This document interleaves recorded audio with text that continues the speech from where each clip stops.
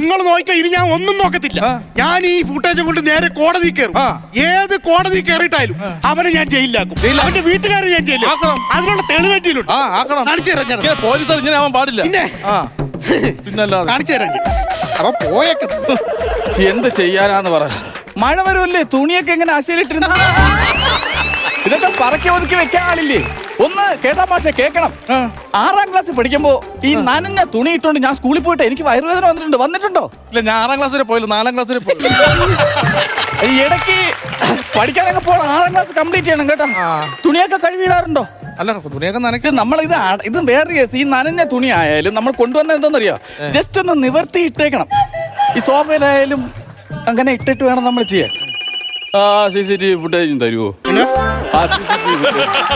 എനിക്ക് നീ എന്തുവാണ് ഇവിടെ ഈ കാണിച്ചിട്ടിരിക്കുന്നത്? എന്റെ ഈ കിടക്കുന്ന കസേര കണ്ടോ? ഈ കസേരയുടെ പവിത്രത എന്താ നിനക്കറിയാമോ? എന്റെ തറവാട്ടത്ത് മുറ്റത്ത് നിന്ന് ആഞ്ഞിലി മരം എന്റെ ആശാൻ കൊണ്ടുവന്ന കാച്ചിയെ കോടാലി കൊണ്ട് വെട്ടി ഞാനും ആശാനും കൂടെ വീടിന്റെ മുറ്റത്ത് കുത്തിയിരുന്ന് കാച്ചിയെ ഉളി കൊണ്ട് കൊത്തി ഉണ്ടാക്കിയതാ ഈ കാണുന്ന എന്റെ കസേര. അതുപോലെ കാച്ചിയെ ഉളി കൊണ്ട് ഞാനും ആശാനും കൂടെ കുത്തി ഉണ്ടാക്കിയത് എന്റെ ഈ 2ാമത്തെ കസേര. വീടിന്റെ മുറ്റത്ത് കാച്ചിയ ഉളി കൊണ്ട് കുത്തി ഉണ്ടാക്കിയതായിരുന്നു ഈ കാണുന്ന എന്റെ ഈ ടീപ്പോ. അതാണ് നീ നശിപ്പിച്ചത്. അതിനുള്ള മറുപടി നീ പറഞ്ഞേ പറ്റത്തുള്ളൂ. സാറെന്തായിരുന്നു മിണ്ടായിക്കണത്? ഇവനും ഇവന്റെ ആശാനും കൂടെ മുറ്റത്ത് കിടന്ന് കാച്ചതിന് ഇപ്പൊ ഞാൻ എന്ത് പറയാൻ പറ്റും? അല്ല, ഒരു കാര്യം ചെയ്യും, ആശാനെ വിളിച്ച് പുതിയ മരം എടുത്ത് പുതിയ പണിഞ്ഞൂടെ? 3 വർഷം എന്റെ ആശാൻ മരിച്ചു പോയിട്ട് അറിയാം. പറഞ്ഞിട്ട് കാര്യമല്ല, ചില്ലറ കാച്ചാണ് കാച്ചി പണിഞ്ഞിട്ടേക്കണം. ഞാനേ പറയത്തില്ല ഞാൻ. അല്ല സാറ്, ഞാൻ ഒരു കാര്യം ചെയ്തേ, എങ്ങനെയെങ്കിലും ഫുട്ടേജ് എങ്ങനെയെങ്കിലും മേടിച്ചാ CCTV ക്യാമറ ഫുട്ടേജ് മേടിച്ചാൽ ഞാൻ പോവാം.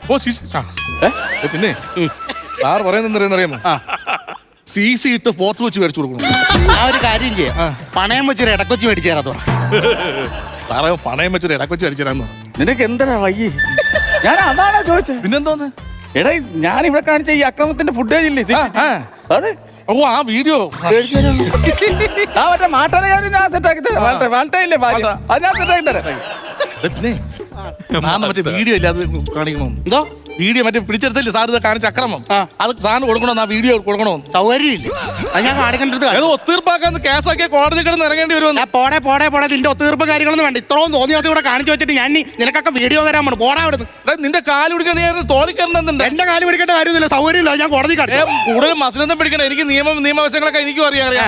എന്തോ അറിയാം. സാറ് 9:30 മണിക്ക് ഇതുവഴി നടന്നു പോയപ്പോഴത്തേക്ക് നീ കുളിച്ച് ഈറനോടെ വന്ന് ജെല്ലിന് പറഞ്ഞ സാറിനെ ശൂശു എന്ന് വിളിച്ചെന്ന് ഞാൻ പറയും. സാറിനെ വിളിച്ച് കയറ്റി ഒരു കസേര ആദ്യം കൊണ്ട് കസേര ഇരുത്തി കസേര പൊട്ടി. 2ാം സാറിനെ ഈ ടേബിളിന് ഓർത്തുകൊണ്ട് ടേബിൾ പൊട്ടിച്ച് 3ാമത് നീ കട്ടിലിനെ കൊണ്ട് പുറത്ത് കൊണ്ട് ഇരുത്തി. അങ്ങനെ ഞാൻ നാട്ടുകാർക്ക് പറയും, അറിയാമോ? ഈ കസേര പൊട്ടിച്ച മേശ പൊട്ടിച്ച കേസ് എന്റെ പേരിലുള്ള ഇത് പറഞ്ഞ് എന്നെ കേസ് കെട്ടാക്കാനുള്ള പരിപാടിയാണ്. കഥവ് തുറന്നിട്ട് എന്നെ വിളിക്കുന്നു. ഏത് കട്ടിൽ കൊണ്ടിരുത്തി നീ കണ്ട കേസ് വിലക്കണം. ലോകിതദാസ ആവശ്യമില്ലാത്ത കഥ കേസ്. എനിക്കൊരു CCTV ഫുട്ടേജ് കിട്ടിയാൽ ഞാൻ പോവും. ആവശ്യത്തിൽ കേട്ടോ. അല്ല, ഞാൻ ഒരു കാര്യം പറയട്ടെ, എന്റെ കയ്യിൽ നിൽക്കുന്നില്ല. ഞാൻ ഒരു കാര്യം പറയട്ടെ സാറേ, ഇവന്റെ സ്വഭാവത്തിലാണെങ്കിൽ ഇവൻ ഭയങ്കര ദേഷ്യം വിളിച്ചിരിക്കുന്നു.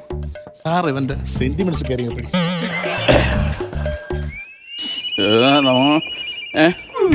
നമുക്കേ ഈ പേരെങ്ങനായിരുന്നു?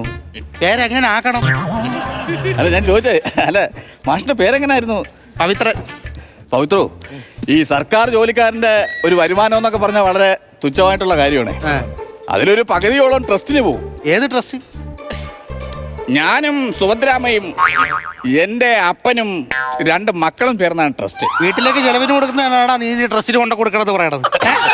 അപ്പൊ അങ്ങനത്തെ ഒരു സിറ്റുവേഷനിലാണ് ഞാൻ ജീവിതം.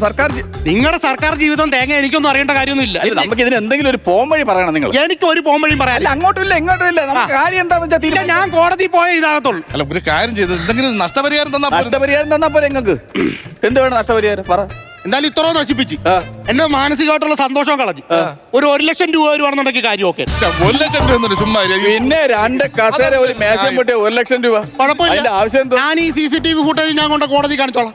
1 ലക്ഷം രൂപ വരുവാണെന്നുണ്ടെങ്കിൽ കാര്യമൊക്കെ. 1 ലക്ഷം രൂപ 1 ലക്ഷം രൂപ 1 ലക്ഷം രൂപ ഓക്കെ ആണെന്നുണ്ടെങ്കിൽ സംഭവം. എന്ത് പറയാന്ന് പറയുന്നത് കട്ടം തന്നെ കേട്ടോ. എന്നാലും മാല ബാക്കി പൈസ രാവിലെ എത്തിക്കാം. രാവിലെ രാവിലെ വിശ്വാസമില്ലേ? ഇനി അതും വിശ്വാസമില്ലേ? രാവിലെ ഒരു 10 മണിയാകുമ്പോൾ സാർ എത്തിക്കും. അത് പറ്റത്തില്ല. വെളുപ്പിന് 5 മണിക്ക് മുമ്പായിട്ട് കൊണ്ടുപോകാം. 5 മണിക്ക് പിന്നെ എന്തോ വെളുപ്പിന് 5 മണിക്ക് എന്റെ സുഹൃത്തെ, നിങ്ങൾ എന്തൊക്കെ പറഞ്ഞാലും ശരി, വെളുപ്പിന് 5 മണിക്ക് മുമ്പായിട്ട് ഇത് ഇവിടെ കൊണ്ടുവരണം. രാവിലെ കൊണ്ട് എത്തിക്കാന്ന് പറ. നിനക്ക് ഇത്ര നിർബന്ധം 5 മണിക്ക് തന്നെ വരണമെന്ന്?